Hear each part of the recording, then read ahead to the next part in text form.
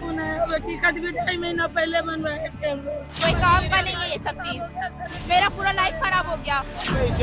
Exam चालू है मेरा। कब से परेशान है, सीधे ट्यूशन किए हुए हैं। हम 10वीं दिन चढ़े तब तक उतना भीड़ नहीं था। उसके बाद बहुत भीड़ हो गया। बहुत भीड़ है। बहुत भीड़ है। कि पुलिस प्रशासन बोलती है कि मदद करेंगे, जब ट्रेन आती है तो सच्चाई कुछ और होती है और हम लोग को छोड़ दिया जाता है।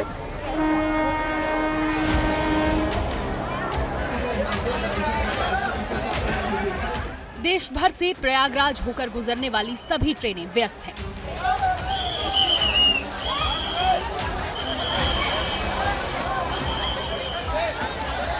ना त्योहार का सीजन है, ना छुट्टियों का वक्त, फिर भी यात्री त्रस्त है। क्योंकि प्रयागराज के लिए निकले श्रद्धालुओं के भीड़ के चलते देश के तमाम स्टेशनों पर रेलवे के सारे इंतजाम और यात्री सुविधा के सारे तामझाम छोटे साबित हो रहे हैं।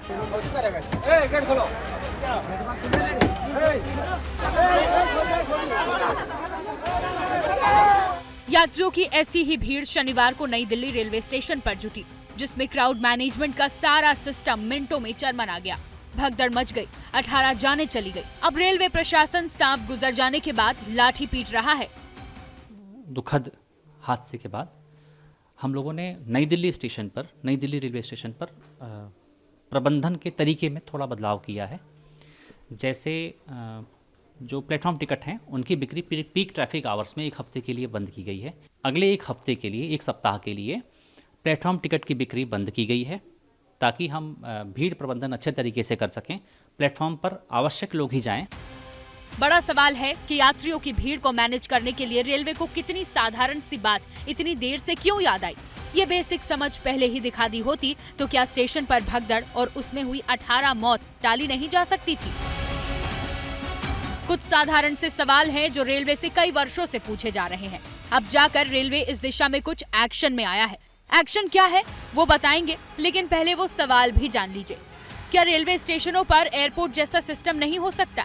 क्यों ना जिनके पास टिकट हो उन्हें ही स्टेशन में एंट्री दी जाए? क्यों ना हर प्लेटफॉर्म की एंट्री पॉइंट पर यात्री टिकट चेक हो? क्यों ना जनरल के उतने ही टिकट बुक हो जितनी की सीटें हों? लेकिन शनिवार की भगदड़ के बाद अब जाकर रेलवे को ये समझ में आया है। अब जाकर उसने रेलवे स्टेशनों पर स्थायी होल्डिंग एरिया बनाने की तैयारी शुरू की है। कई हम डिफरेंट जगहों पे एरिना का विकास कर रहे हैं, ताकि लोगों को वहाँ पे होल्ड कर सकें। रेलवे के मुताबिक देश में 60 ऐसे स्टेशन हैं जहां पूरे साल भीड़ रहती है। इन स्टेशनों पर होल्डिंग एरिया बनाकर यात्रियों को पहले ही रोका जाएगा। केवल वही यात्री स्टेशन पर जा पाएंगे जिनकी ट्रेन आने वाली होगी। बाकी यात्रियों को उनकी ट्रेन आने तक होल्डिंग एरिया में ही रोके रखा जाएगा। लेकिन ये भी सवाल है कि होल्डिंग एरिया 60 स्टेशनों पर ही क्यों? देश के सारे स्टेशनों पर क्यों नहीं?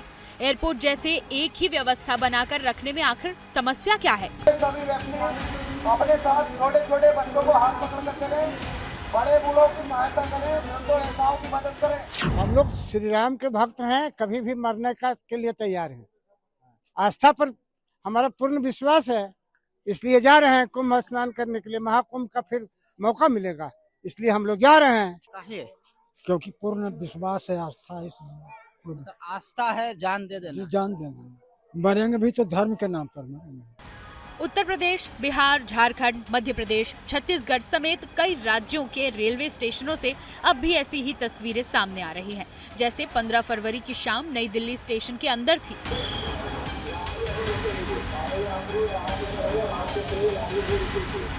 किसी भी हाल में महाकुंभ जाने की जिद में सफर सिरदर्द बनने के बावजूद लोग स्टेशन पे वापस घर जाने की बजाय जान जोखिम में डालकर प्रयागराज जाने के लिए अड़े हुए हैं। फिर चाहे ट्रेन छूट जाए या फिर दम साधे हुए ही सफर करना पड़े। दुनिया बदल रही है और ये ला रही है भारत के लिए इन्फिनिट अवसर, जिसे हम कहते हैं मिनट इन्फिनिट। आइए आइडियाज ऑफ इंडिया के मंच पर समझे इसी मिनट इन्फिनिट को 21 और 22 फरवरी abplive.com पर।